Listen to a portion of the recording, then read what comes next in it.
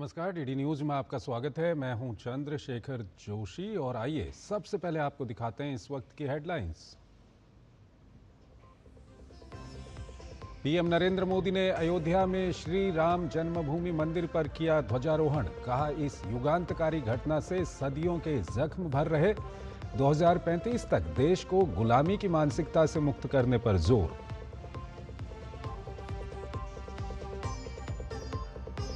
कुरुक्षेत्र में पीएम मोदी ने श्री गुरु तेग बहादुर के 350वें शहीदी दिवस पर दी श्रद्धांजलि। कहा, उन्होंने धर्म और सिद्धांतों से कभी समझौता नहीं किया। भगवान श्री कृष्ण के पवित्र शंख के सम्मान में निर्मित पांचजन्य का किया लोकार्पण।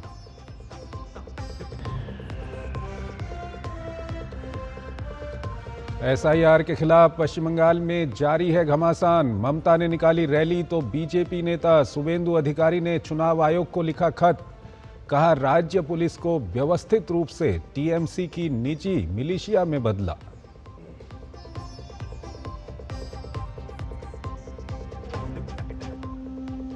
रेटिंग एजेंसी इंडिया रेटिंग्स ने चालू वित्त वर्ष के लिए भारत की आर्थिक वृद्धि दर का अनुमान बढ़ाकर किया 7%।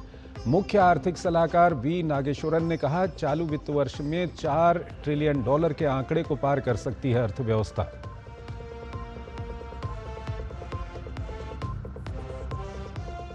अगले साल होने वाले आईसीसी पुरुष T20 विश्व कप का शेड्यूल जारी। भारत के 5 और श्रीलंका के 3 मैदानों पर होंगे मुकाबले। विश्व विजेता कप्तान रोहित शर्मा होंगे टूर्नामेंट के ब्रांड एम्बेसडर।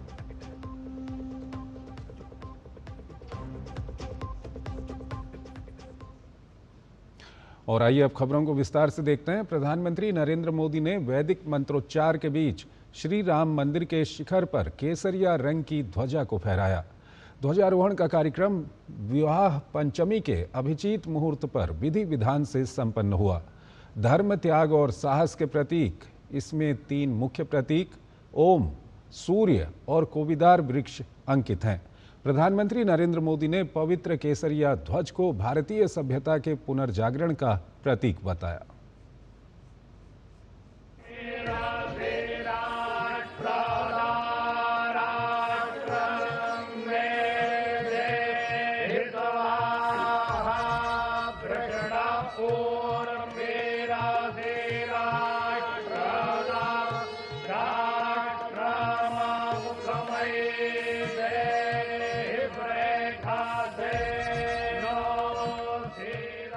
धर्म ध्वजा केवल एक ध्वजा नहीं, ये भारतीय सभ्यता के पुनर्जागरण का ध्वज है। इसका भगवा रंग, इस पर रचित सूर्य वंश की ख्याति, वर्णित ओम शब्द और अंकित कोविदार वृक्ष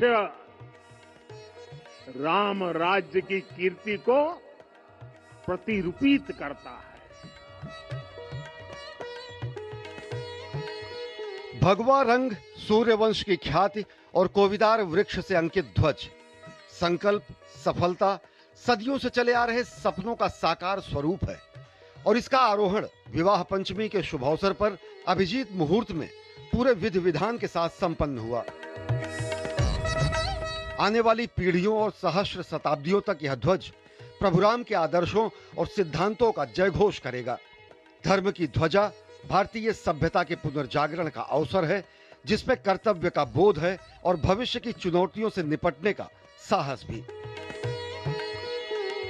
ये धर्म ध्वज संदेश देगा, कर्म प्रधान विश्व रची राखा, अर्थात विश्व में कर्म और कर्तव्य की प्रधानता हो।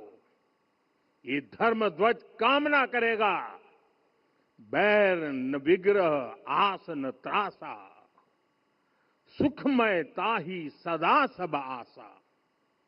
यानी भेदभाव, पीड़ा, परेशानी से मुक्ति, समाज में शांति और सुख हो। ये धर्म ध्वज हमें संकल्पित करेगा नहीं दरिद्र कोऊ दुखी न दीना, यानी हम ऐसा समाज बनाएं जहां गरीबी न हो, कोई दुखी या लाचार न हो। श्री राम लला की पावन धरती अयोध्या आस्था, आधुनिकता और अर्थव्यवस्था के एक नए युग में प्रवेश कर रही है। अयोध्या के राम सिर्फ एक व्यक्ति नहीं है, महापुरुष नहीं है, एक मूल्य है, मर्यादा है और 140 करोड़ भारतीयों की जागृत चेतना है, जिनके सामर्थ्य पर देश को भरोसा है। राम सिर्फ एक व्यक्ति नहीं, राम एक मूल्य है, एक मर्यादा है, एक दिशा है। अगर भारत को साल 2047 तक विकसित बनाना है, अगर समाज को सामर्थ्यवान बनाना है, तो हमें अपने भीतर राम को जगाना होगा। हमें अपने भीतर के राम की प्राण प्रतिष्ठा करनी होगी और इस संकल्प के लिए आज से बेहतर दिन और क्या हो सकता है। आज का उत्सव सदियों के घाव और दर्द को भर रहा है। इससे 500 साल पुराना संकल्प पूरा हो गया है। अयोध्या नगरी भारत की सांस्कृतिक चेतना के एक और उत्कर्ष बिंदु की साक्षी बनी है। ये गुलामी की मानसिकता पर प्रहार करती है और विरासत पर गर्व करना सिखाती है। ये गुलामी की मानसिकता ही है जिसने इतने वर्षों तक रामत्व को नकारा है। भगवान राम अपने आप में एक वैल्यू सिस्टम है। ओरछा के राजा राम से लेकर रामेश्वरम के भक्त राम तक और शबरी के प्रभु राम से लेकर मिथिला के पाहुन राम जी तक, भारत के हर घर में, हर भारतीय के मन में और भारतवर्ष के हर कण कण में राम है। लेकिन गुलामी की मानसिकता इतनी हावी हो गई कि प्रभु राम को भी काल्पनिक घोषित किया जाने लगा। साथियों, अगर हम ठान ले अगले 10 साल में मानसिक गुलामी से पूरी तरह मुक्ति पा लेंगे।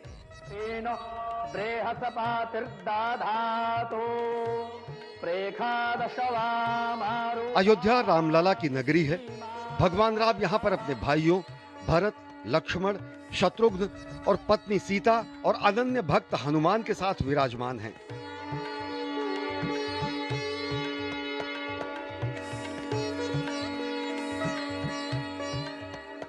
यहाँ के लोगों पर माता अन्नपूर्णा का आशीर्वाद है, जिनकी कृपा से अन्न भंडार भरा रहता है। सरयू के किनारे बसी अयोध्या नगरी विकास की नई गाथा लिख रही है। अयोध्या विकास और आध्यात्म के संगम का प्रतिमान गढ़ रही है। अयोध्या में आज सिर्फ धर्म ध्वजा ही नहीं फहराई गई, बल्कि सदियों के संकल्प और आध्यात्मिक सांस्कृतिक पुनर्जागरण का संकल्प भी साकार हुआ। प्रधानमंत्री नरेंद्र मोदी का संदेश कि भगवान राम के आदर्श हमें विकसित भारत के लिए मेरुदंड साबित होंगे, हमें उनके आदर्शों पर ही चलकर विकसित भारत बनाना है। और उसके साथ ही ये मंत्र हमें आने वाले सदियों तक मार्ग प्रशस्त करते रहेंगे। अपने सहयोगी शैलेंद्र मिश्र और कैमरामैन विमलेश के साथ निखिल सिंह, डीडी न्यूज, अयोध्या धाम। प्रधानमंत्री नरेंद्र मोदी ने अयोध्या में सरयू तट पर स्थित सप्त मंदिर में पूजा अर्चना की। ये भगवान राम के जीवन यात्रा के साथ रहे समाज के हर वर्ग से जुड़े लोगों के सम्मान में बनाए गए 7 छोटे मंदिरों का एक समूह है। इन मंडपों में महर्षि वाल्मीकि, महर्षि वशिष्ठ, महर्षि विश्वामित्र, महर्षि अगस्त्य, निषाद राज, शबरी और ऋषि पत्नी अहिल्या की प्रतिमाएं विराजमान हैं। प्रधानमंत्री ने सप्त मंदिर को भारत की सामूहिक सामर्थ्य की चेतना स्थली बताया।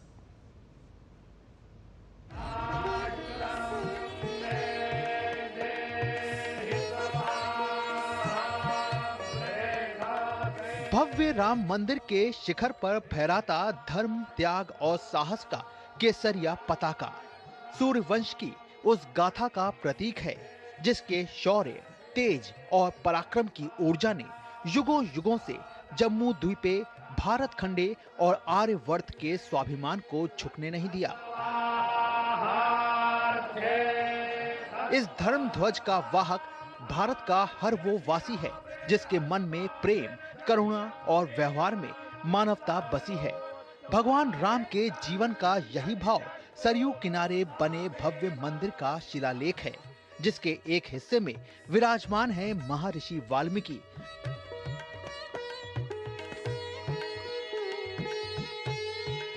महर्षि वशिष्ठ,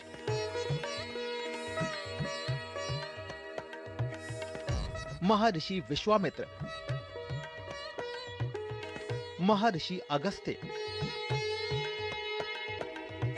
भगवान राम के परम मित्र निषाद राज गुह, भक्ति की साक्षात मूर्ति शबरी और ऋषि पत्नी अहिल्या। यहाँ एक ही स्थान पर माता अहिल्या है, महर्षि वाल्मीकि है, महर्षि वशिष्ठ है, महर्षि विश्वामित्र है, महर्षि अगस्त्य है और संत तुलसीदास है। राम लला के साथ साथ इन सभी ऋषियों के दर्शन भी यहीं पर होते हैं। यहाँ जटायु जी और गिलहरी की मूर्तियां भी है, जो बड़े संकल्पों की सिद्धि के लिए हर छोटे से छोटे प्रयास के महत्व को दिखाती है। मैं आज हर देशवासी से कहूंगा कि वो जब भी राम मंदिर आए तो सप्त मंदिर के दर्शन भी अवश्य करें।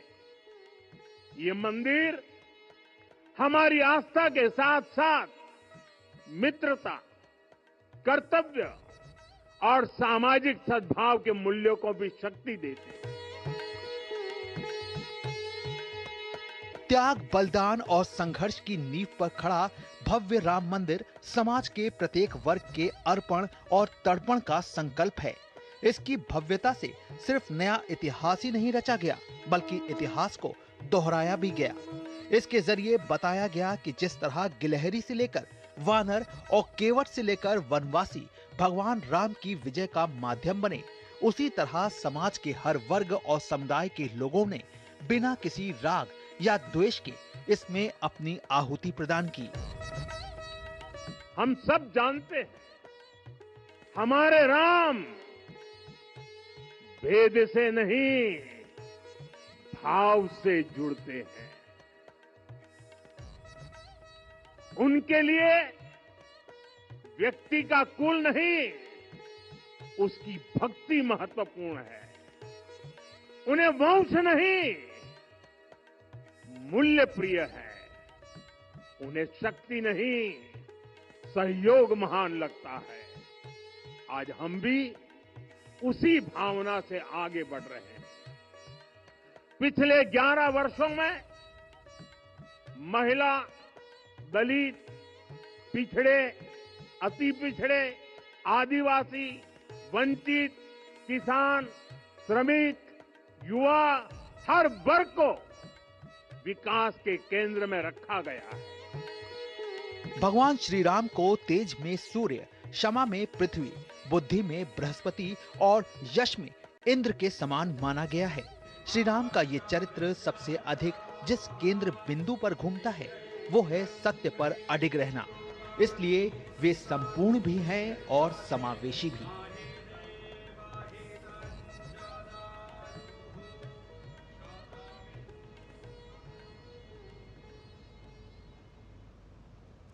रामनगरी अयोध्या में श्री राम मंदिर के शिखर पर ऐतिहासिक ध्वजारोहण संपन्न हो गया। इस अवसर पर प्रसार भारती के अध्यक्ष नवनीत सहगल भी कार्यक्रम में शामिल हुए और आज के दिन को ऐतिहासिक बताया।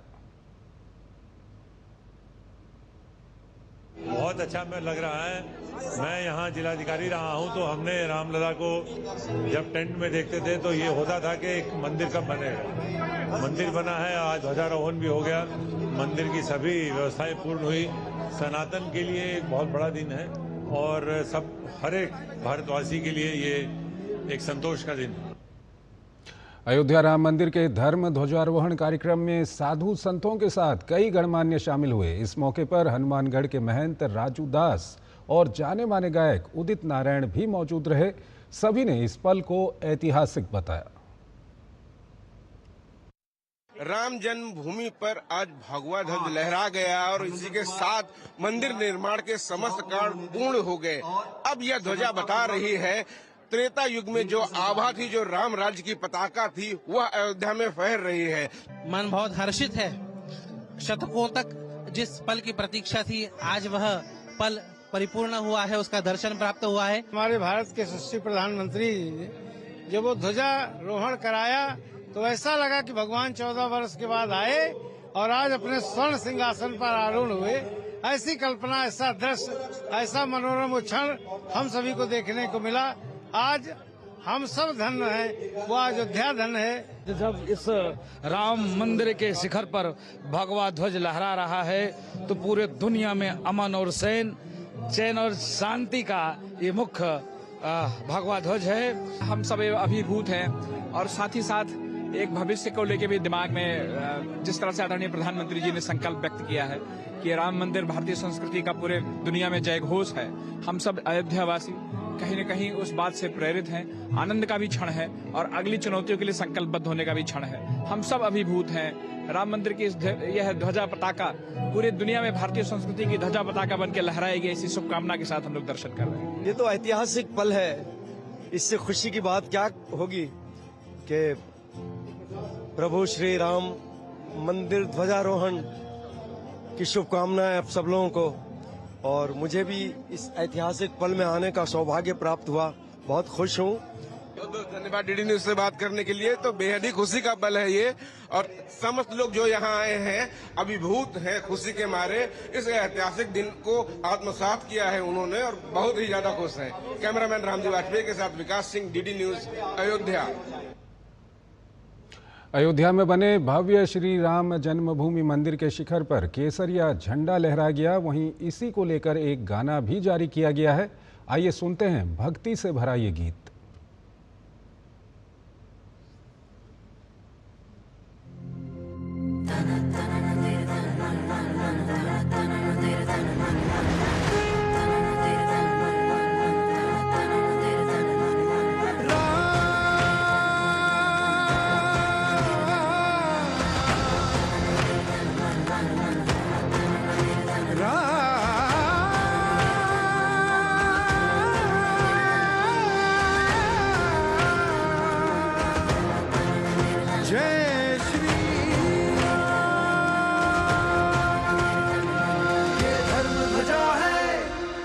शिखर सजा है, ये धर्म ध्वजा है, अब शिखर सजा है। राम धरा है, राम गगन है, राम नीर है, राम पवन है। राम धरा है, राम गगन है, राम नीर है, राम पवन है। श्री राम की ज्योत जलाई, अब धर्म ध्वजा लहराई। जय श्री राम, जय श्री राम, अब धर्म ध्वजा लहराई। जय श्री राम, जय श्री राम, श्री धर्म ध्वजा लहराई।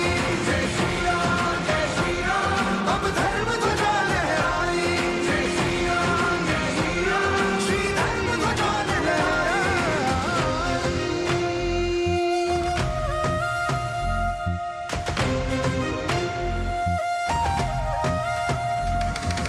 अजर अमर है प्रभा राम की, हम सब क्या है प्रजा राम की। तीन लोक में युगों युगों से लहराती है ध्वजा राम की। जय हो सदा राम की, जय हो सदा राम की। राम ही धुन है, राम साज है, राम सनातन, राम आज है।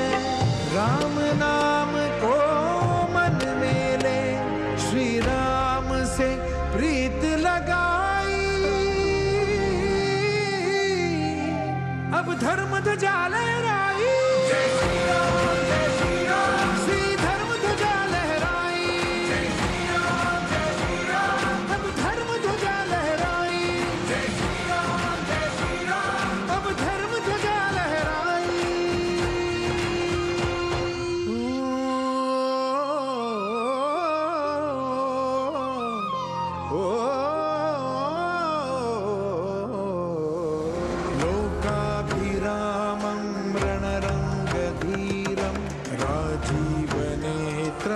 रघुवंशनाथं कारुण्यरूपं करुणाकरन्तं श्रीरामचन्द्रं शरणं प्रपद्ये।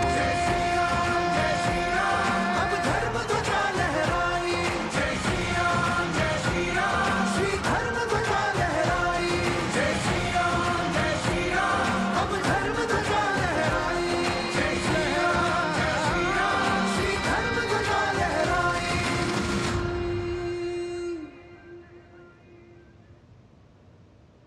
अयोध्या में राम मंदिर ध्वजारोहण समारोह के बाद भी लोग प्रधानमंत्री के आगमन को लेकर काफी उत्साहित दिखे। खासकर मथुरा वृंदावन से आए लोक कलाकारों ने बहुत ही मोहक गीत प्रस्तुत करके पीएम मोदी का स्वागत किया। बच्चे, लोक कलाकार, अयोध्यावासी सभी इस ऐतिहासिक अवसर के साक्षी बने। देखिए डीडी न्यूज संवाददाता शैलेंद्र मिश्रा की ये रिपोर्ट। प्रधानमंत्री नरेंद्र मोदी का अयोध्या पहुंचने पर भव्य स्वागत किया गया। लोक कला के जरिए, संगीत के जरिए, वाचन के जरिए, मंत्रोच्चार के जरिए, और यहाँ पर देखिए वृंदावन से जो लोग आए हुए हैं उन्होंने प्रधानमंत्री नरेंद्र मोदी का इस तरह से स्वागत किया। आप थोड़ा बताइए, इसका भावार्थ बताइए जो आप लोगों ने स्वागत किया। देखिए, आज मोदी जी आए अयोध्या में शिखर पर ध्वजारोहण करने के लिए। बड़ी सुखी प्रसन्नता की बात है। हम लोग वृंदावन, मथुरा वृंदावन से आए, साथ में सब ब्रजवासी। ध्वजारोहण के बाद आप कुछ सुनाना चाहें वो सुनाइए, कि उसके बाद आप लोग जो कर अपनी संस्कृति दिखा रहे हैं ना, उनके स्वागत के लिए हमारा मयूर है, तो उनकी मयूर की प्रस्तुति कैसे, जैसे उनके स्वागत है, भगवान राधा कृष्ण का मिलन है, ऐसे ही। ब्रजवासी से रसिया मोर बन आयो रसिया, अरे आयो रसिया मोर बन आयो रसिया, हो बरसाने की मोर मोर बन आयो। ऐसे ही जैसे मोर बने आयो रसिया, तो आज शिखर पे हमारे भगवान कृष्ण मयूर बन करके वहाँ पहुँचेंगे, ऐसे करके महाराज आवाज लगा रहेंगे। बड़े बोल बांके बिहारी लाल की, बोल रामचंद्र भगवान की। आप क्या कहना चाह रहे हैं? ऐसा है, आज एक ऐतिहासिक दिन है, एक ऐतिहासिक पहल है जो हमारे आदरणीय प्रधानमंत्री जी जो राम मंदिर में ध्वजारोहण करने के लिए आए, उसका साक्षी होने के लिए हम किसी विश्वविद्यालय से, आचार्य नरेंद्र देव किसी विश्वविद्यालय से 750 बच्चे लेके आया है। सारे बच्चे आज इस पल का साक्षी हो रहा है। आप क्या कहना चाह रहे हैं, बताइए। जैसा कि मैं बताना चाहता हूं कि आप देख सकते हैं यहाँ पे एक साथ एकत्रीकरण हुआ। पूरे अयोध्यावासी पूरे प्रदेश में संदेश देना चाहते हैं कि अयोध्या में अभी भी उतना उत्साह है जैसे पहले दिन था, उद्घाटन के समय में था, उससे ज्यादा पुनः जब देख सकते हैं ध्वजारोहण के समय में उत्साह है।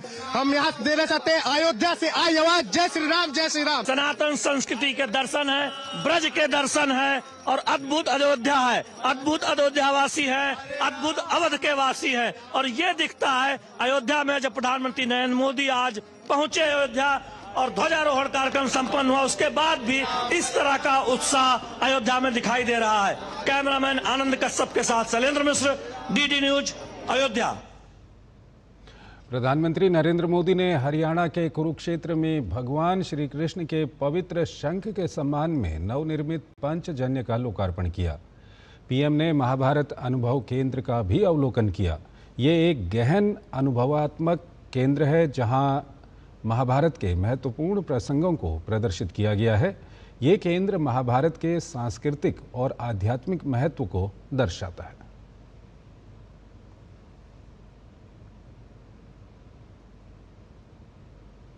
प्रधानमंत्री नरेंद्र मोदी ने कुरुक्षेत्र पहुंचकर पंचजन्य शंख का लोकार्पण किया और महाभारत अनुभव केंद्र का अवलोकन किया। इस दौरान प्रधानमंत्री के स्वागत में गुरुकुल के 51 छात्रों ने मंत्रोच्चारण करते हुए शंखनाद की विशेष प्रस्तुति दी। प्रधानमंत्री के सामने अपनी प्रस्तुति देने के बाद छात्रों में गजब उत्साह दिखा।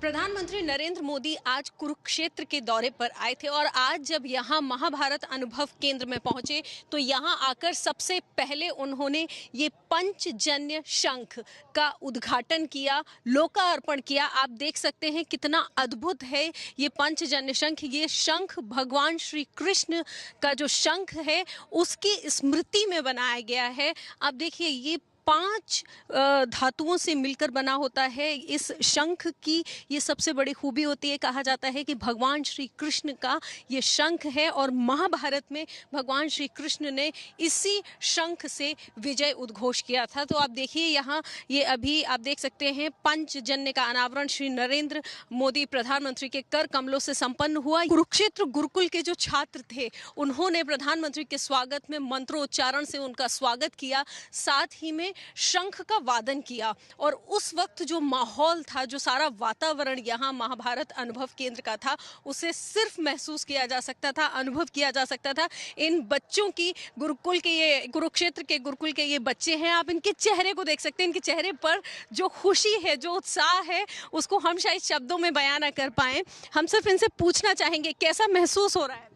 जी, मुझे बहुत अच्छा महसूस हो रहा है इतनी अच्छी, इतनी बड़ी शख्सियत को अपने सामने देखते हुए, जो पूरे देश, पूरे विश्व में हमारे देश का परचम लहरा रहे हैं। उन्हें देखते हुए मुझे बहुत अच्छा गौरवान्वित महसूस हो रहा था। मैं आज पहली बार उन्हें देख रहा था और मेरे को ये वो सौभाग्य मिला, प्राप्त हुआ कि मैं उनके सामने शंख वादन कर पाया, तो मेरे को बहुत गर्व फील हो रहा है। ऐसी शख्सियत जो हमारे देश को इतना आगे बढ़ा रही है, जिन्होंने हमारे देश को नंबर 1 विश्व गुरु बनाने के लिए अपनी पूरी जी जान लगा दी है, उन्हें इतने नज़दीक से देख कर उनके सामने श्लोक वाचन, मंत्र वाचन कर कर मुझे बहुत अच्छा महसूस हो रहा है। क्या कहना चाहेंगे आप सभी लोग एक बार अपने देशवासियों से? मैं कहना चाहूँगा कि उनकी राहों पर चले और अपने देश को आगे बढ़ाने में अपना पूर्ण सहयोग दें। भारत माता की जय, भारत माता की जय। इनका उत्साह, इनका जोश और इनकी बातें सुनकर एक बात तो तय है कि हमारे देश का भविष्य निश्चय ही उज्जवल है, निश्चय ही हमारे देश का परचम पूरे विश्व पर इसी तरीके से लहराएगा। कैमरा पर्सन मुकेश के साथ मैं डॉक्टर सुयश शर्मा, डीडी न्यूज, कुरुक्षेत्र। रामायण नगरी अयोध्या के बाद शाम को पहुंचे प्रधानमंत्री गीता नगरी कुरुक्षेत्र में पीएम मोदी ने श्री गुरु तेग बहादुर के 350वें शहीदी दिवस पर एक कार्यक्रम में हिस्सा लेकर उन्हें श्रद्धांजलि अर्पित की। पीएम ने कहा कि गुरु तेग बहादुर ने धर्म और सिद्धांतों से कभी समझौता नहीं किया।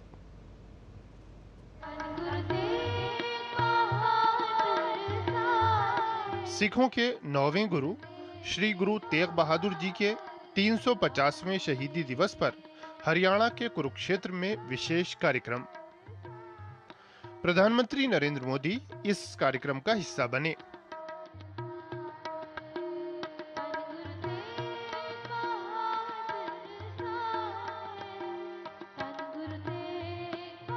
पीएम ने इस अवसर पर एक कॉफी टेबल बुक का विमोचन किया। साथ ही स्मारक डाक टिकट और विशेष सिक्का भी जारी किया गया। पीएम ने कहा कि श्री गुरु तेग बहादुर साहब जी की स्मृति हमें सिखाती है कि भारत की संस्कृति कितनी व्यापक, उदार और मानवता केंद्रित रही है।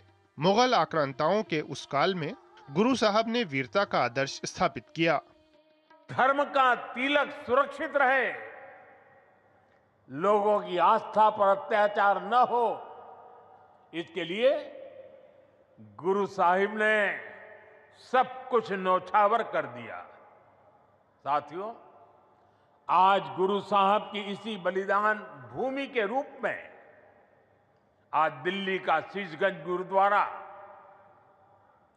हमारी प्रेरणा का एक जीवन स्थल बनकर खड़ा है। पीएम ने औरंगजेब के अत्याचारों और धर्म के लिए गुरु साहब के अटल संकल्प का जिक्र किया। पीएम ने कहा कि हमारे गुरुओं की परंपरा हमारे राष्ट्र के चरित्र, संस्कृति और हमारी मूल भावना का आधार है। पीएम ने कहा कि बीते 11 वर्ष में केंद्र सरकार ने सिख परंपरा के हर उत्सव को राष्ट्रीय उत्सव के रूप में स्थापित किया है। करतारपुर कॉरिडोर का काम पूरा करना हो, हेमकुंड साहिब में रोपवे प्रोजेक्ट के निर्माण करना हो, आनंदपुर साहब में विरासत खालसा संग्रहालय का विस्तार हो, हमने गुरुजनों की गौरवशाली परंपरा को अपना आदर्श मानकर इन सारे कामों को पूरी श्रद्धा से पूरा करने का प्रयास किया है। पीएम ने वीर साहबजादों की शहादत की याद में 26 दिसंबर को वीर बाल दिवस मनाए जाने, सिख परंपरा और गुरुओं की शिक्षाओं को राष्ट्रीय पाठ्यक्रम का हिस्सा बनाने और गुरुओं से जुड़े स्थलों को भव्यतम दिव्यतम रूप दिए जाने जैसे प्रयासों का जिक्र किया। पीएम ने कहा कि आज भारत गुरु साहब के सिद्धांत को सामने रखकर आगे बढ़ रहा है। हम शांति चाहते हैं, लेकिन अपनी सुरक्षा से कोई समझौता नहीं करते।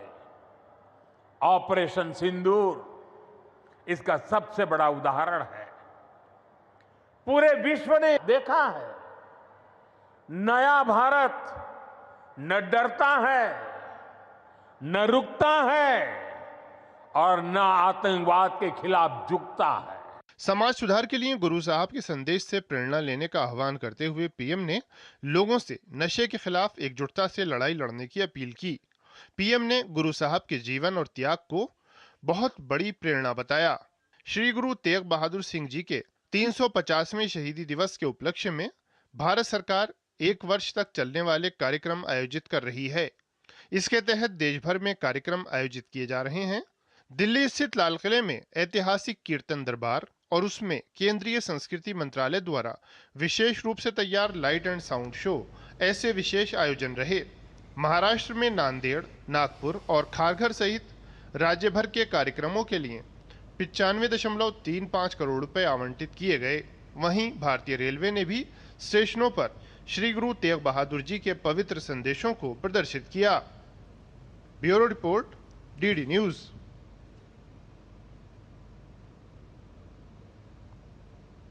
मिजोरम के लुंगलेई से आए छात्रों के एक समूह ने राष्ट्रपति भवन में राष्ट्रपति द्रौपदी मुर्मू से मुलाकात की।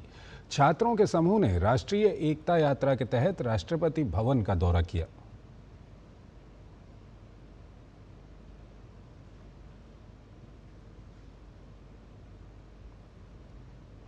एसआईआर के खिलाफ पश्चिम बंगाल में घमासान जारी है। ममता बनर्जी ने रैली निकाली तो बीजेपी नेता शुभेंदु अधिकारी ने चुनाव आयोग को एक खत लिखा। कहा, राज्य पुलिस को व्यवस्थित रूप से टीएमसी की निजी मिलिशिया में बदल दिया गया है। इस सियासी घमासान के बीच चुनाव आयोग ने टीएमसी की बैठक की मांग को स्वीकार करते हुए शुक्रवार को 11 बजे का समय दिया है। पश्चिम बंगाल में एसआईआर पर सियासी घमासान जारी है। ममता बनर्जी एसआईआर को रुकवाने के लिए ईडी चोटी का जोर लगा रही हैं। इस बीच शुभेंदु अधिकारी ने पश्चिम बंगाल पुलिस पर तृणमूल की निजी सेना बनने का आरोप लगाते हुए चुनाव आयोग से उच्च स्तरीय जांच की मांग की है। शुभेंदु अधिकारी ने मुख्य निर्वाचन आयुक्त ज्ञानेश कुमार को भेजी शिकायत में साक्ष्यों के साथ दावा किया है कि पश्चिम बंगाल पुलिस और कोलकाता पुलिस को व्यवस्थित रूप से तृणमूल कांग्रेस की निजी मिलिशिया में बदल दिया गया है। शिकायत में आरोप लगाया गया है कि कई वरिष्ठ पुलिस अधिकारी खुले तौर पर मुख्यमंत्री ममता बनर्जी के लिए काम कर रहे हैं। उन्होंने राज्य में दीघा में हुए कथित West Bengal police welfare committee कार्यक्रम को पूर्ण रूप से तृणमूल कांग्रेस की राजनीतिक रैली बताया और आरोप लगाया कि ये समिति वास्तव में एक राजनीतिक मोर्चा है जो चुनावी हेरफेर में शामिल है। इस बीच एसआईआर के खिलाफ खुद ममता बनर्जी ने मोर्चा संभालते हुए उत्तर 24 परगना बनगांव में रैली की। वहीं दूसरे मोर्चे पर बीएलओ अधिकारी रक्षा समिति के नाम पर मुख्य निर्वाचन अधिकारी कार्यालय के सामने मंच लगाकर तृणमूल समर्थक सरकारी कर्मचारी विरोध प्रदर्शन कर रहे हैं। टीएमसी समर्थक बीएलओ और शिक्षकों के प्रदर्शन के चलते सोमवार रात मुख्य चुनाव अधिकारी देर रात तक दफ्तर में ही फंसे रहे। बाद में पुलिस की निगरानी में सीईओ मनोज अग्रवाल को बाहर निकाला गया। सच्चाई यह है कि मंच पर बीएलओ के नाम पर टीएमसी के समर्थक मौजूद हैं, लगातार अराजकता फैला रहे हैं और बीएलओ के नाम पर चुनाव आयोग को बदनाम कर रहे हैं। हम बीएलओ नहीं है, लेकिन हम टीचर है लेकिन बीएलओ नहीं है। कौन है आप? हम लोग स्टाफ है। कहाँ के स्टाफ? DM office. आप बीएलओ है? नहीं, बीएलओ नहीं। कौन है? स्टाफ है। कहाँ के स्टाफ है? अलीपुर। तो यहाँ आने का कारण दादा? आया प्रोटेस्ट चल सपोर्ट करने आए। सुपर काम करते हैं। तो काम छोड़ के यहाँ पे क्या कर रहे हैं? खत्म हो गया? ना, फिर हम लोग जाएंगे, वापिस करते हैं, फिर जाएंगे। बांग्लादेशी जो घुसपैठिया है वो जहाँ सत्ता में जो है उनका साथ मदद दे के एक दीर्घमेयादी प्लानिंग करके हिंदुस्तान का बांग्लादेश बनाने के लिए एक प्रयास है। जो तृणमूल के सपोर्टर्स है वो लोग यहाँ पे विरोध दिखा रही है। सोमवार से ये विरोध चल रही है। अभी तो यहाँ पे मंच भी इन्होंने तैयार कर लिया और यहाँ पे ये लोग बैठे हुए हैं। इस भी सीईओ घेराव हुए थे। अभी सीईओ के ऑफिस में बड़ी तैनात में पुलिस वहाँ पे डिप्यूट हुआ है। इस बीच चुनाव आयोग ने टीएमसी की बैठक की मांग को स्वीकार करते हुए शुक्रवार को 11 बजे का समय दिया है। मुख्यमंत्री ममता बनर्जी ने मुख्य चुनाव आयुक्त ज्ञानेश कुमार को 3 पन्नों का पत्र लिखकर एसआईआर को निलंबित करने की बात कही थी। पत्र के जवाब में निर्वाचन सदन ने बैठक के लिए समय दिया है। वहीं ममता बनर्जी के पत्र पर भाजपा नेता शुवेंदु अधिकारी ने निशाना साधा है। वेस्ट बंगाल में डेमोक्रेसी खत्म करने के लिए जो करना चाहिए वो काम ये लोग कर रहा है, इसलिए इलेक्शन कमीशन को तुरंत कार्रवाई करना चाहिए, सेंट्रल गवर्नमेंट का साथ बात करना चाहिए। चुनाव आयोग ने विशेष गहन पुनरीक्षण गणना फॉर्म की सूचना जारी की है। पश्चिम बंगाल में 7,64,59,129 विशेष गहन पुनरीक्षण गणना फॉर्म बांटे गए। ब्यूरो इनपुट के साथ सौरभ दत्ता और मोहित शुक्ला की रिपोर्ट, डीडी न्यूज। पश्चिम बंगाल में जारी एसआईआर के बीच हैरान करने वाली खबर सामने आई है। यहां के बांग्लापाड़ा इलाके के लगभग 80% घरों पर ताले लटके हुए हैं। साथ ही बांग्लादेशी घुसपैठियों के लगातार भागने का सिलसिला भी जारी है। इस मुद्दे पर हमारे संवाददाता मोहित शुक्ला ने बीजेपी नेता मुख्तार अब्बास नकवी से बात की। पश्चिम बंगाल में जारी एसआईआर के बीच एक चौंकाने वाली खबर सामने आ रही है। बंगाल पाड़ा जो एक जगह है जिसको केसरपुर के नाम से भी जाना जाता है, सर वहां पर 80% से ज्यादा घरों पर ताले लटक चुके हैं, बांग्लादेशी भाग रहे हैं। देखो ऐसा है कि जो बंगाल हो या कुछ और जगहों पर जो बीएलओ जो एसआईआर की प्रक्रिया कर रहे हैं, उनको भरमाने, भटकाने, डराने, धमकाने की जो क्रिमिनल कॉन्स्पिरेसी चल रही है, उसका एक ही कारण है कि वो तमाम जो घुसपैठियाँ हैं, वो जो तमाम अवैध मतदाता हैं, उन मतदाताओं को जो है वो बचाने की कोशिश है। और ये जो पूरी की पूरी एसआईआर की प्रक्रिया है, जो वैध मतदाता हैं उनकी सुरक्षा और जो अवैध मतदाता हैं, जो घुसपैठियाँ हैं, उनकी समीक्षा भी और उनकी सफाई के लिए है। लेकिन ममता बनर्जी तो एक कदम और आगे बढ़ते हुए उन्होंने चुनाव आयोग को पत्र लिख दिया। उन्होंने कहा कि बीएलओ की वहां पर मृत्यु हो रही, नादिया में जो घटना हुई उसका भी जिक्र हुआ है। हो क्या रहा है? देखिए एसआईआर की प्रक्रिया को लेकर के आप देखें कई जगहों पे जो बीएलओ बहुत मुस्तैदी के साथ, ईमानदारी के साथ काम कर रहे हैं, उनको कैसे भड़काया जाए, कैसे उन्हें डराया जाए, कैसे उनको भरमाया जाए, इसकी जो है वो एक होड़ लगी हुई है। और इस तरह की जो भड़काने, भरमाने, डराने की जो ये क्रिमिनल कॉन्स्पिरेसी है, उसमें जो लोग शामिल हैं वो एक्सपोज हो रहे हैं। सर वहां पे 10 लाख से ज्यादा मतदाता, उनके अभी तक वहां पे रिकॉर्ड जमा नहीं हो पाए, तो क्या ये माना जाए ये घुसपैठिए हैं, ये अंदर बाहर होते रहते थे? कि जो अवैध मतदाता हैं, जो घुसपैठियां हैं, उनकी 100% सफाई होना बहुत जरूरी है। वक्त देने के लिए बहुत शुक्रिया। तो साफ तौर पर आप पूर्व केंद्रीय मंत्री मुख्तार अब्बास नकवी साहब को सुन रहे हैं। वो ये कह रहे हैं कि एसआईआर आज बहुत जरूरी है। दिल्ली से कैमरा पर्सन कालरा के साथ मैं मोहित शुक्ला, दूरदर्शन न्यूज। एक और पश्चिम बंगाल में टीएमसी समर्थित बीएलओ कोलकाता में चुनाव आयोग के खिलाफ मोर्चा खोले बैठे हैं, तो वहीं चुनाव आयोग की ओर से एसआईआर प्रक्रिया में बेहतर काम करने वाले बीएलओ को सम्मानित किया जा रहा है। सम्मान पाने वाले सभी बीएलओ ने तय समय सीमा से पहले डिजिटाइजेशन की प्रक्रिया को पूरा करने का काम किया है। पूर्वास्थली में 268 और कठुआ में 270 बीएलओ को ईआरओ ने उनके काम के लिए सम्मानित किया। मुख्य निर्वाचन ऑफिस की ओर से जारी बयान के मुताबिक औसतन हर दिन 1427 मतदाताओं का नाम मतदाता सूची में जुड़ा। उन्होंने कहा कि आमतौर पर हर बूथ पर 1000 या 1000 से कम वोटर होते हैं, लेकिन इतने ज़्यादा वोटर होने के बावजूद उन्होंने अपना काम समय पर पूरा कर लिया, जो निश्चय की ही काबिल तारीफ है।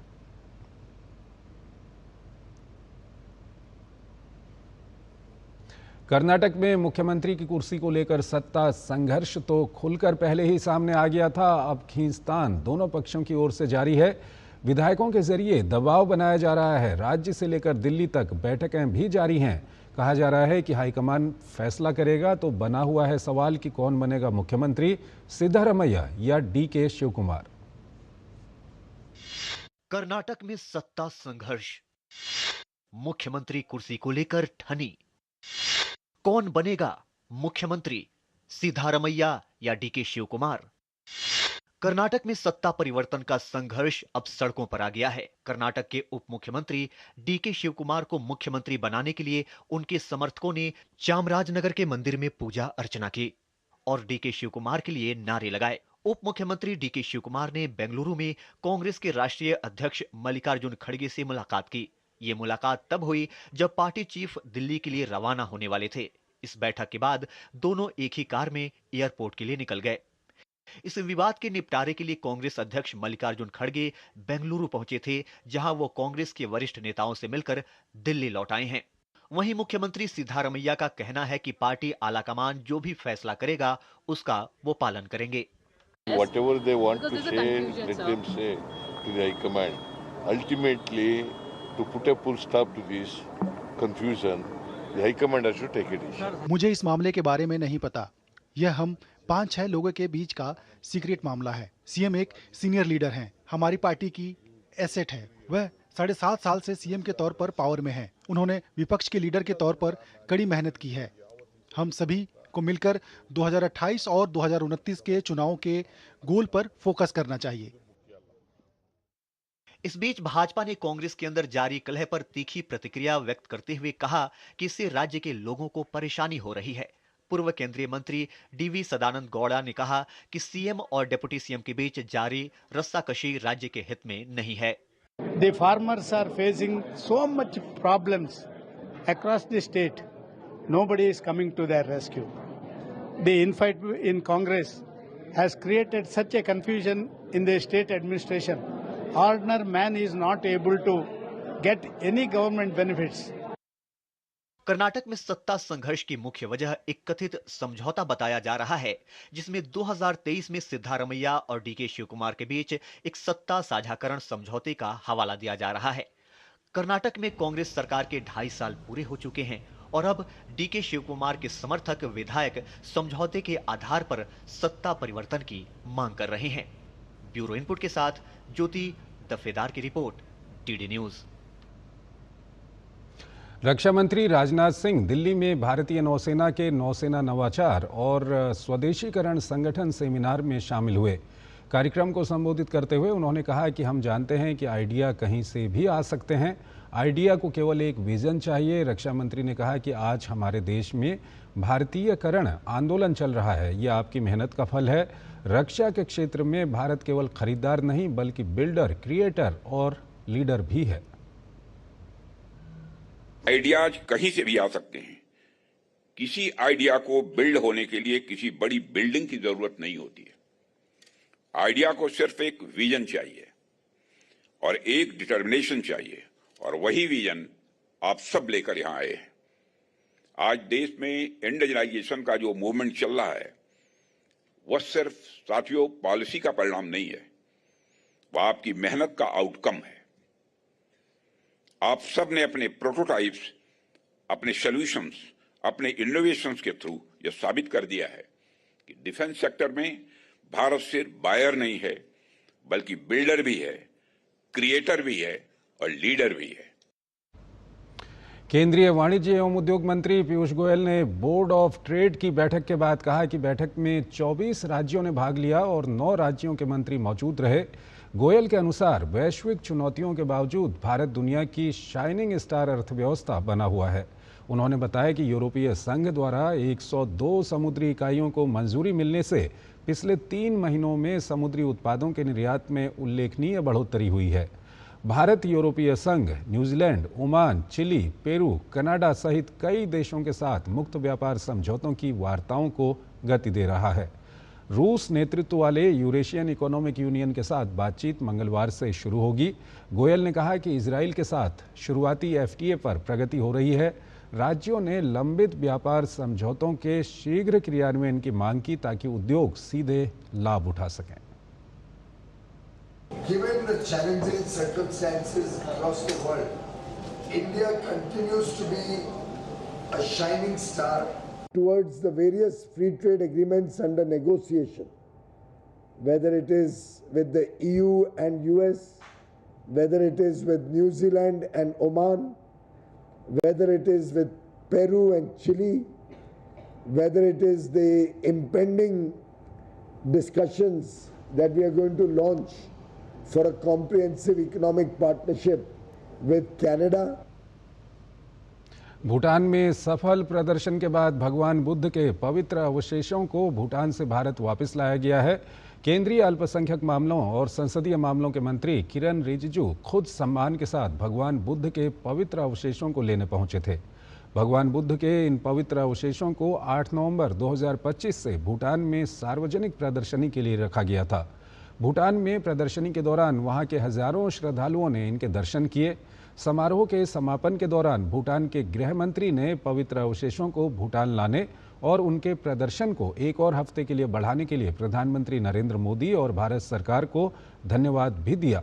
वहीं केंद्रीय मंत्री ने कहा कि भूटान के लोगों की श्रद्धा देखकर वो बहुत खुश हैं। साथ ही डीडी न्यूज से खास बातचीत में किरण रिजिजू ने कहा कि पवित्र निशानियों को वापस लाने वाले डेलीगेशन को लीड करके उन्हें गर्व महसूस हो रहा है। श्रद्धालुओं का समर्पित इतना ज्यादा है कि सब लोग इस अवशेष का दर्शन करना चाहते हैं, तो उनके अनुरोध पर प्रधानमंत्री मोदी जी ने 7 दिन का और बढ़ाया है इस अवशेष को भूटान में रखने के लिए। महाराज खुद लीड करके सी ऑफ किया। इससे पता लगता है कि वो कितना हमारे देश को और भगवान बुद्ध के जरिए हम एक दूसरे से जुड़े हुए हैं।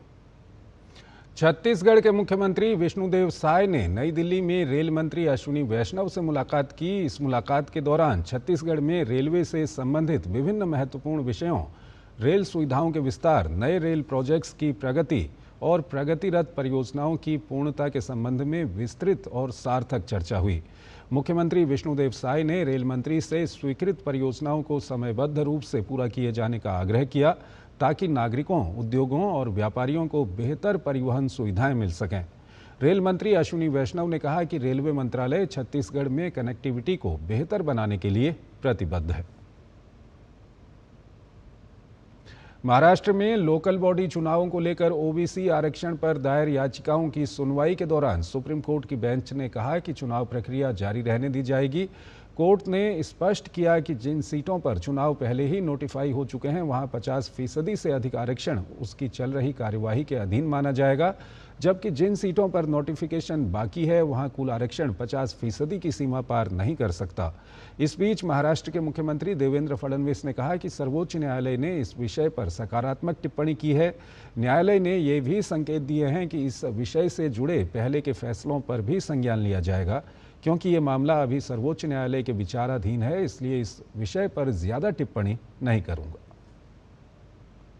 सर्वोच्च न्यायालयाने ओबीसी आरक्षणाबद्दल अतिशय सकारात्मक टिप्पणी त्या ठिकाणी केलेली आहे। इतकंच नाही तर जो काही जुना निर्णय आहे त्या निर्णयाचं मोठ्या बेंचने पुनरावलोकन केलं पाहिजे अशा प्रकारची टिप्पणी त्या ठिकाणी केलेली आहे। त्यामुळे मला आज तरी अशी अपेक्षा आहे की या निवडणुका निर्विघ्नपणे पार पडतील, पण अर्थातच शेवटी हा निर्णय सर्वोच्च न्यायालयाला घ्यायचा आहे, त्यामुळे त्या संदर्भात यापेक्षा जास्त आपण बोलू शकणार नाही। बिहार में नीतीश सरकार एक्शन मोड में है। राज्य के गृह मंत्री सम्राट चौधरी ने मंगलवार को पदभार संभालने के बाद सरदार पटेल भवन में उच्च अधिकारियों के साथ बैठक की। बैठक में कानून व्यवस्था को लेकर कई अहम फैसले लिए गए। सम्राट चौधरी ने राज्य में कानून व्यवस्था को लेकर कई अहम घोषणाएं की। गृह मंत्री ने कहा कि अपराध पर राज्य में 0 टॉलरेंस की नीति लागू रहेगी। इसके साथ ही उन्होंने कहा कि अब तक 400 माफियाओं की पहचान की जा चुकी है और कोर्ट के आदेश पर उनकी संपत्तियां जब्त की जाएंगी। जो अपराधी हैं, चाहे वो किसी भी स्तर के माफिया हो, जमीन माफिया हो, बालू माफिया हो या शराब माफिया, इसको चिन्हित करने का काम किया जाएगा। उनके खिलाफ कार्रवाई की जाएगी। साथ ही साथ जो हमारे यहाँ जितने स्कूल कॉलेजेस हैं, पिंक पेट्रोलिंग के तर्ज पर सभी जगह कोई रोमियो घूम नहीं सके, कोई हमारी बहनों को छेड़ ना सके, बच्चियों को नहीं छेड़ सके, इसके लिए विशेष फोर्स लगाने का काम किया जाएगा। भारत ने चीनी विदेश मंत्रालय द्वारा दिए गए बयानों पर सख्त आपत्ति दर्ज कराई है। विदेश मंत्रालय के आधिकारिक प्रवक्ता रणधीर जायसवाल ने कहा कि चीन द्वारा अरुणाचल प्रदेश की एक भारतीय नागरिक को शांघाई अंतर्राष्ट्रीय हवाई अड्डे पर मनमाने ढंग से रोका जाना पूरी तरह अस्वीकार्य है। जायसवाल ने साफ कहा कि अरुणाचल प्रदेश भारत का अभिन्न और अविभाज्य हिस्सा है। चीन की ओर से बार बार के इनकार से ये निर्विवाद तथ्य बदलने वाला नहीं है। विदेश मंत्रालय ने ये स्पष्ट किया कि चीनी अधिकारियों की कार्रवाई उनके अपने नियमों के भी खिलाफ है, जिनमें सभी देशों के नागरिकों को 24 घंटे तक वीजा फ्री ट्रांजिट की अनुमति दी जाती है।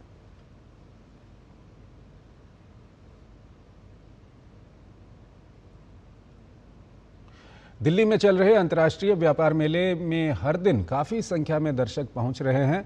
मंगलवार को 96,000 से ज्यादा दर्शक मेले का अवलोकन करने पहुंचे। मेले में पहुंच रही भीड़ से प्रदर्शक भी काफी उत्साहित हैं। मेले में हर दिन सांस्कृतिक कार्यक्रमों का भी आयोजन हो रहा है। युवा गायक दक्ष वर्मा ने मेले में अपनी गायकी से दर्शकों को मंत्रमुग्ध कर दिया। कैसे, बता रहे हैं हमारे संवाददाता गिरीश निशाना। दिल्ली के भारत मंडपम में चल रहे 44वें भारत अंतर्राष्ट्रीय व्यापार मेले में अब कुछ ही दिन बाकी बचे हैं। ऐसे में काफ़ी संख्या में दर्शक हर दिन मेले का अवलोकन करने पहुंच रहे हैं। यहां आप देख सकते हैं किस तरह से अंतर्राष्ट्रीय पंडाल के अंदर काफ़ी संख्या में दर्शक अवलोकन करने के लिए पहुंचे हुए हैं। व्यापार मेला घूमने आए लोग भी जमकर खरीदारी कर रहे हैं और यहाँ लोगों की बढ़ती भीड़ को देखते हुए प्रदर्शक भी काफ़ी उत्साहित नजर आ रहे हैं। बहुत ज़्यादा अच्छा रिस्पॉन्स मिल रहा है और यहाँ पे जो लोग आ रहे हैं इस बार बहुत ज़्यादा परचेसिंग हो रही है। लोग आ रहे हैं, डिस्काउंट्स के मज़े ले रहे हैं और पूरा स्टॉक खरीद रहे हैं। हम लॉन्ग लास्टिंग अच्छी परफ्यूम्स ऑफ़र कर रहे हैं अच्छे डिस्काउंटेड रेट्स पे और लोगों को ये बहुत अच्छा लग रहा है। दिख रहा है कि लोगों को अच्छी क्वालिटी चाहिए, लॉन्ग लास्टिंग चाहिए और ये जो चीज़ थोड़ी सस्ती में मिल रही है वो अप्रिशिएट कर रहे हैं। 44वें भारत अंतर्राष्ट्रीय व्यापार मेले में शहद भी देखने को मिल रहा है। बिहार से संजय कुमार आए हुए हैं। बिल्कुल ही प्योर नेचुरल शहद लेके आए हैं। हमारा जो हनी है बिल्कुल रॉ हनी है, organic grade special grade Honey लेके आए हैं जो यहाँ पर शुद्धता की लोगों को मुंह मांगी गारंटी के साथ देते हैं। जो 0.01% मिलावट हो तो कम से कम 100 बोतल का पैसा ले और जिस सोर्स से मधुमक्खी जिस रूप में ले के आई है उसी रूप में हम नेचुरल फॉर्म में यहाँ पर लोगों को दे रहे हैं। क्या कि प्योर हनी जो होता है कभी ख़राब नहीं होता है, इसलिए 18 महीने का मैंने गवर्नमेंट के अनुसार BSP-4 लिखा है। 18 साल के बाद भी 20% बचा रह जाए, किसी कोने में पड़ा रह जाए, ख़राब हो जाए तो विथ इंटरेस्ट हम बोलते हैं ले लेने के लिए। ये शब्दों का इस्तेमाल इसलिए करते हैं जो आज हद से ज़्यादा 95% एंड अबव हनी में एडल्ट्रेशन है। तो लोगों को जगाने के लिए एक बोतल के लिए मेरे पास कोई भी नहीं आएगा, लेकिन 100 बोतल का पैसा देने के लिए जो आने वाले जनरेशन को कुछ प्योर नसीब हो सके, इसलिए मैं यहाँ पर यह गारंटी देता हूँ। कुछ लोग हमारे साथ हैं, बात करते हैं। मेरे को हर साल आना बहुत अच्छा लगता है, बहुत एंजॉय होता है यहाँ पर आकर और अच्छा लगता है। बहुत अलग अलग स्टेट देखने को मिलता है हर साल, बस मौका नहीं छोड़ना चाहिए, हर साल आते ही रहना चाहिए। यहाँ पे आके हमें बहुत अच्छा लगा और बहुत सी शॉपिंग की हमने। यहाँ पर कल्चर बहुत अच्छा है, यहाँ पर खाने पीने की अलग अलग वैरायटी, अलग अलग टेस्ट भी लाजवाब है। अंतर्राष्ट्रीय व्यापार मेले में हर दिन सांस्कृतिक कार्यक्रमों का भी आयोजन हो रहा है। MP थिएटर 2 में दक्ष वर्मा ने भी अपनी गायकी से एक अलग समा बांधा। यहाँ बैठे जितने भी दर्शक थे वे मंत्रमुग्ध हो गए। कैमरामैन आनंद कुमार और प्रवीण कुमार के साथ गिरीश निशाना, DD news, Delhi. Social media पर इन दिनों एक पत्र तेजी से वायरल हो रहा है। दावा किया जा रहा है कि ये पत्र रक्षा मंत्री राजनाथ सिंह ने air chief marshal AP Singh को भेजा है और इसमें भारतीय वायुसेना के एक संवेदनशील आकलन के सार्वजनिक होने का जिक्र है। लेकिन ये दावा गलत साबित हुआ है। सरकारी तथ्य जांच एजेंसी PIB फैक्ट चेक ने स्पष्ट किया है कि ये पत्र पूरी तरह फर्जी है। PIB ने लोगों से अपील की है कि इस तरह की अप्रमाणित और भ्रामक जानकारी पर भरोसा न करें। सही सूचना पाने के लिए हमेशा भारत सरकार के आधिकारिक स्रोतों का ही इस्तेमाल करें। सनातन आस्था का प्रतीक भगवान विष्णु के पवित्र धाम बद्रीनाथ मंदिर के कपाट विधि विधान व पूजा अर्चना के बाद आज मंगलवार को बंद कर दिए गए हैं। कपाट बंद होने से पहले बद्रीनाथ मंदिर में पंच पूजाओं के तहत माता लक्ष्मी मंदिर में कढ़ाई भोग का आयोजन किया गया। इस अवसर पर हजारों श्रद्धालु कपाट बंद होने के साक्षी बने। कपाट बंद होने के साथ ही चार धाम यात्रा का भी आज से समापन हो गया है। इस वर्ष 16,70,000 से अधिक श्रद्धालुओं ने बद्री विशाल के दर्शन किए। मान्यता है कि अब शीतकाल में भगवान विष्णु की पूजा अर्चना नारद जी द्वारा की जाती है। अगले साल होने वाले आईसीसी T20 वर्ल्ड कप के पूरे शेड्यूल का ऐलान हो गया है। प्रतियोगिता का पहला मुकाबला 7 फरवरी 2026 को खेला जाएगा। भारत में कुल 5 स्थानों पर मैच खेले जाएंगे, जबकि श्रीलंका के 3 स्थलों पर इस वैश्विक टूर्नामेंट के मैच आयोजित होंगे। भारत में दिल्ली, मुंबई, चेन्नई, कोलकाता और अहमदाबाद इस टूर्नामेंट के मैचों की मेजबानी करेगा।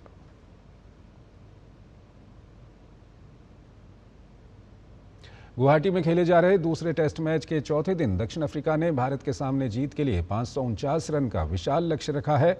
जवाब में चौथे दिन का खेल खत्म होने तक भारत ने दूसरी पारी में 2 विकेट पर 27 रन बना लिए थे। तो इस बुलेटिन में फिलहाल इतना ही। आप बने रहिए DD न्यूज़ के साथ। नमस्कार।